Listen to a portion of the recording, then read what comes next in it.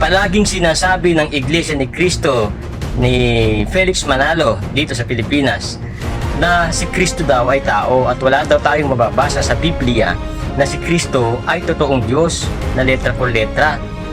Pag may nabasa daw tayo na mayroong letra por letra na si Cristo ay totoong Diyos, or Christ is truly God, maniniwala na raw sila na si Cristo ay Diyos. O ito, katunayan, sa likod ko, basahin nyo truly God. Christ is truly God.